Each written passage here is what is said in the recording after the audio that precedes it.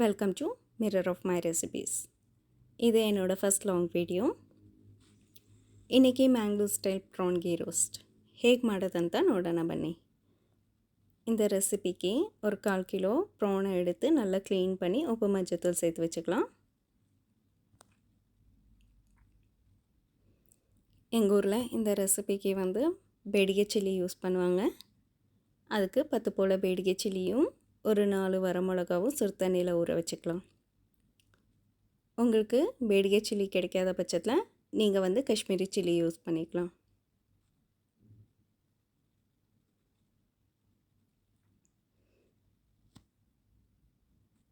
இது நல்லா ஊறட்டும்.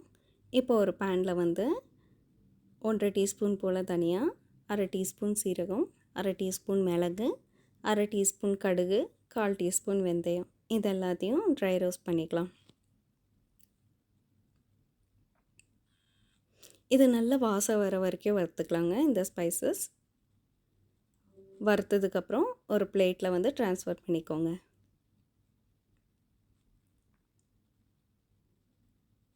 ஒரு 4 போல் முந்திரியை சுடு தண்ணியில் ஊற வச்சுக்கலாம். இப்போ நம்ம வறுத்து வச்சுருக்கிற ஸ்பைசஸ் அப்புறம் ஊற வச்சுருந்த மிளகா முந்திரி எல்லாமே ஆறுனதுக்கப்புறமா ஒரு மிக்ஸி ஜாரில் ட்ரான்ஸ்ஃபர் பண்ணிக்கோங்க.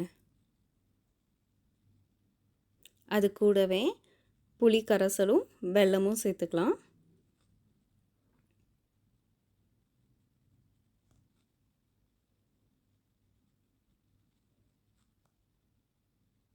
அது நல்லா கொரப்பாக அரைச்சதுக்கப்புறமா நீங்கள் ஒரு 4 பல்லு போல் பூண்டு சேர்த்து அரைச்சிக்கோங்க.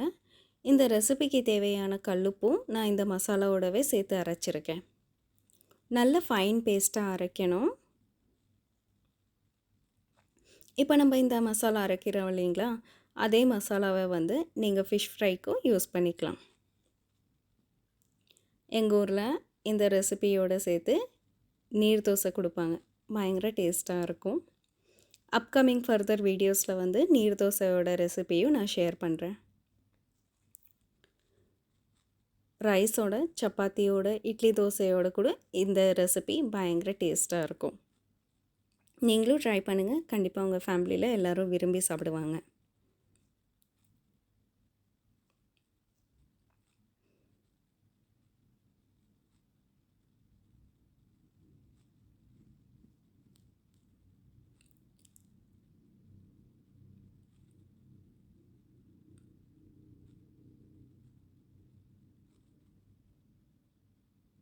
அடுத்ததாக ஒரு பேனில் ஒரு 2லேருந்து 3 டீஸ்பூன் போல் நெய் சேர்த்துக்கோங்க. நம்ம மேக்னேட் பண்ணி வச்சுருந்த ப்ரானை இதில் சேர்த்துக்கலாம்.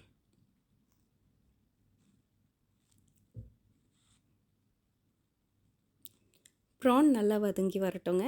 ப்ரான்லேருந்து தண்ணி விடும். அந்த தண்ணியெல்லாம் சுண்டி வர வரைக்கும் வதக்கி எடுத்துக்கோங்க.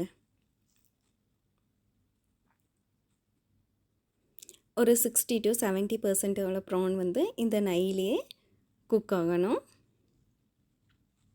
அதுக்கப்புறமா இந்த ப்ரானை ஒரு பிளேட்டில் எடுத்து வச்சுக்கோங்க.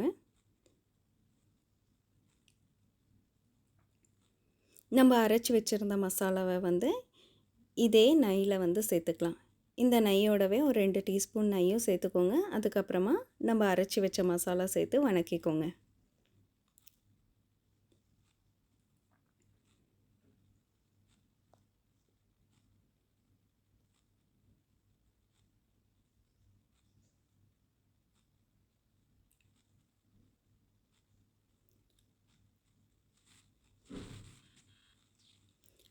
நீங்கள் மசாலா வணக்க அதோட கலர் நல்லா மாறும்.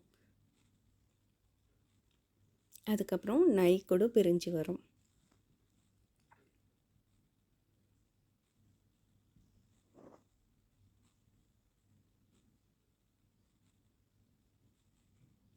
இப்போ பாருங்கள் இதோட கலர் எவ்வளோ மாறி இருக்குன்ட்டு. இந்த ஸ்டேஜில் நம்ம வச்சுருந்த ப்ரானை ஆட் பண்ணிக்கணும். நம்ம ஏற்கனவே ப்ரான் குக் பண்ணிட்டோம். இப்போது ஜஸ்ட் மசாலாவோடு சேர்ந்து வர வரைக்கும் வணக்கிக்கலாம்.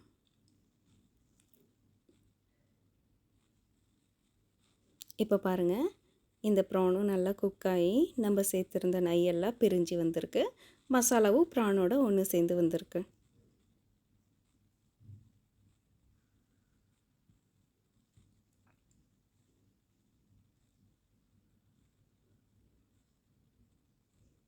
கடைசியாக கொஞ்சமாக கருவேப்பிலையும் அப்புறம் லெமனும் சேர்த்துக்கலாம். இதை சேர்த்து ரொம்ப நேரம் விடக்கூடாது. சேர்த்துட்டு ஒரு 2 வாட்டி வதக்கிட்டு ஆஃப் பண்ணிடுங்க. அவ்வளோதாங்க, நம்ம ப்ரான் கீ ரோஸ்ட் ரெடி ஆகிடுச்சு.